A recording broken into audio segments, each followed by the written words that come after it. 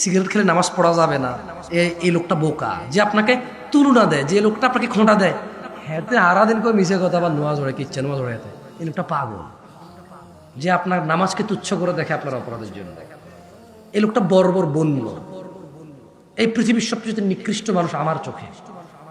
যে লোকটা আপনার কিছু টুকটাক ভুল হয়, ওই ভুল যখন ধরবে তার সাথে যখন লাগিয়ে যাবেন জায়গা জমি নিয়ে বাড়িয়ে বাড়িয়ে পাড়ায় তখন বলবে যে আরে হাতে কি মুদবি হারা দিন করে মিশা কথা। যে এভাবে তুচ্ছ না, না ও পাগল, ও বুঝে না আপনার ভালো কাজটা ভালো কাজ, খারাপ কাজটা খারাপ কাজ। তবে আপনি চিন্তিত হওয়া উচিত। আল্লাহ তাআলা কোরআনে বলছে যে ইয়া আইয়ুহাল্লাযীনা আমানু, হে ঈমানদাররা, আকিমিস সালাহ, তোমরা নামাজকে প্রতিষ্ঠিত করো। ইন্নাস সালাতা তানহা আনিল ফাহশাই ওয়াল মুনকার, নিশ্চয়ই নামাজ মানুষকে মন্দ কাজ থেকে বিরত রাখে। তো আপনি যদি নামাজ পড়েন আর মন্দ কাজ থেকে বিরত না হন, আপনার নিজের চিন্তিত হওয়া উচিত যে কি আমি বিরত কেন হইতে পারতেছি না। আল্লাহ তো বলছেন নামাজ পড়লে ভালো হওয়া যাবে। আল্লাহ বলছে কি নামাজ পড়লে ভালো হওয়া যাবে, আমি নামাজ পড়তেছি ভালো হইতে পারতেছি না। আপনি ওই নামাজ নিয়ে টেনশন করা উচিত যে আমার নামাজ কি কবুল হচ্ছে নাকি হচ্ছে না। তাহলে আমি নামাজও পড়তেছি আবার ভালো হইতে পারতেছি না, নিশ্চয়ই আমার নামাজের ত্রুটি আছে। এটা আপনি নিজে চিন্তিত হওয়া উচিত। আমি আপনাকে খোটা দেবো কেন, আমি আপনাকে তুচ্ছ করবো কেন? ওটা তো আমার রাইট নেই করার, বুঝেন না? কারণ আপনার রবকে আপনার বিচার করবে কে? নেকি দিবে কে? গুনাহ দিবে কে? এটা আমার সাবজেক্টই না, আপনাকে কেন আমি তুচ্ছ করবো? দরকার আছে আমার? আপনি তো আমার সাবজেক্টের মধ্যেই পড়েন না। আপনার অপরাধ তো আমার সাবজেক্টের মধ্যে আসে না, কারণ আমি তো ক্ষমতা রাখি না আপনাকে ক্ষমা করে দেওয়ার। আমি এটাও ক্ষমতা রাখি না দয়াময় রব যদি আপনাকে জান্নাতে দিয়ে দেয় বলার জন্য, আল্লাহ তুমি ওনার জান্নাতে দিয়েছ কেন? আমি এটা পারি বলতে? আমি পারবো না। কেন পারবো না বলতেছি, আজকের ওয়াজের শেষ হাদিসটা পড়ে শুনে আপনাকে, শুনেন দেখেন আপনার বুঝে আসে কিনা। عن أنس بن مالك رضي الله عنه قال, আনাস ইবনে মালিক রাদিয়াল্লাহু আনহু থেকে বর্ণিত, তিনি বলেন সামি'তু রাসূলুল্লাহ সাল্লাল্লাহু আলাইহি ওয়াসাল্লাম ইয়াকুল, আনাস ইবনে মালিক একজন সাহাবী, কেমন রাদিয়াল্লাহু আনহু, তিনি বললেন যে আমি আল্লাহর নবী সাল্লাল্লাহু আলাইহি ওয়াসাল্লামের কাছ থেকে বলতে শুনেছি, মানে আল্লাহর নবী বলেছে, ক্বাল আল্লাহ, আল্লাহর নবী বলেছে যে আল্লাহ বলে। কে বলে? আল্লাহ বলে। কি বলে? আল্লাহ বলে ইয়া ইবনে আদম, হে আদমের সন্তানরা, মহিলা ও পুরুষরা, হিজড়ারা, সবাই, হিন্দু, বৌদ্ধ, খ্রিস্টান, নাসারা, ইহুদ, কুফার, কাফির, মুশরিক, ফাজির, মুনাফিক, সবাই, কেউ বাদ পড়ে নাই। এটা মজার জিনিস বুঝছেন আপনি? এখানে কিন্তু মুসলমান বলে নাই, কি বলে নাই? মুমিন বলে না, বলছে ইয়া ইবনে আদম। আল্লাহ নাকি এভাবে বলে যে হে আদমের ছেলে মেয়েরা, ইন্নাকা মা দাআউতানি ওয়া রাজাউতানি গফারতু লাক মা কানা ফিকা ওয়ালা উবালি। আল্লাহ নবী বলছে যে আল্লাহ ডেকে বলে, কি বলে? যে হে আদমের ছেলে মেয়েরা, যতক্ষণ আমাকে তুমি ডাকতে থাকবে এবং আমি আল্লাহর ক্ষমা পাবা এটা আশা করতে থাকবে, ততক্ষণ আমি তোমার গুনাহ মাফ করতেই থাকবো।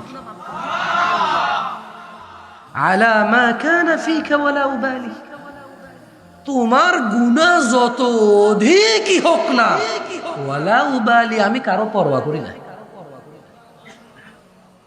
তিনি বলেন ইয়া ইবনে আদম, আল্লাহ বলে হে আদমের সন্তানরা, লাউ বালাগাত যুনুবুক আনানাস সামা,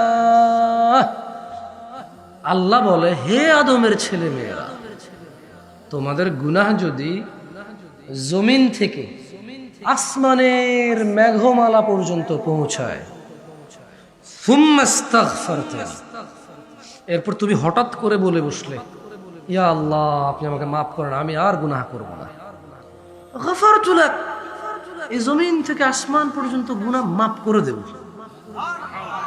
ওয়ালা উবালি, কারো পরোয়া করব না তোমাকে মাফ করতে।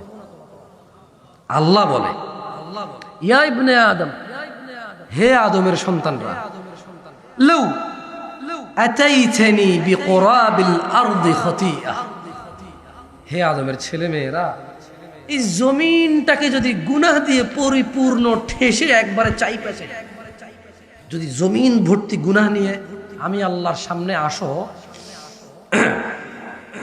সুম্মা লাকীতানি, আমার সামনে তুমি আসছো জমিনটাকে পরিপূর্ণ করে গুনাহ নিয়ে, সুম্মা লাকীতানি, আমি দেখতে পাইলাম, মানে আল্লাহ বলছে যে আমি যদি দেখতে পাই, লা তুশরিকু বি শাইআ, তোমার এই জমিন ভর্তি গুনার মধ্যে আমি আল্লাহর সাথে কাউকে শরীক করো নাই, লা আতাইতুকা বিকরাবিহা মাগফিরা, যদি তোমার এই জমিন ভর্তি গুনার মধ্যে যদি শিরিক না থাকে, যা জমিন ভর্তি গুনাহ রহমত নিয়ে এসে তোকে মাফ করে দেবো। এই হচ্ছে দয়াময় আল্লাহর দয়া। কেমন? এই হচ্ছে দয়াময় আল্লাহর দয়া। এবারে আসেন তাইলে আমরা ইনশাল্লাহ, এখানে কার আব্বা মারা গেছে? একজন মুরব্বী। আপনার কার কত বছর বয়সে পড়ছে? ওনার বয়স কত ছিল যখন মরছে? অল্প বয়সে মারা গেছে? না হইব না, 70-80 বয়স পেয়ে কার বাপ মারা গেছে? আপনার বাপ। তাহলে ঠিক আছে ইনশাল্লাহ, যেহেতু আল্লাহ জমিন ভর্তি গুনাহ আল্লাহ মাফ করে দেবে, আমরা একটা কাজ করি, 80 বছর যেহেতু আপনার আব্বা হয়ে পাইছে, আপনি নিশ্চয় পাবেন, ঠিক না? 80 বছর পাবেন তো, গ্যারান্টি না? গ্যারান্টি নেই? ইন্না লিল্লাহি ওয়া ইন্না ইলাইহি, কি বলেন? আরে 79 বছর পর্যন্ত করি যা করার, 1 বছর আগে ভালো হয়ে যাবে, কি কোন? হ্যাঁ 80 বছর বাঁচবেন না? হইতে পারে 90 বছর বাঁচবেন, কি আছে বললাম। এই যে হাদিসটা বললাম, এটা বলে কি আপনাদেরকে বলছি গুনাহ করেন আল্লাহ মাফ করে দেবে এরকম কিছু বলছি? মূলত বলছি আজকে যেহেতু বেঁচে আছেন, আজকে যেহেতু উপস্থিত আছেন এবং বেঁচে আছেন, আজকের আগের যত গুনাহ আছে মাপ চান, আর এই গুনাহ করিয়েন না, কারণ আগামীকাল নাও বাঁচতে পারেন যে মাপ চাওয়ার জন্য নাও থাকতে পারেন। কি বুঝাইতে পারছি?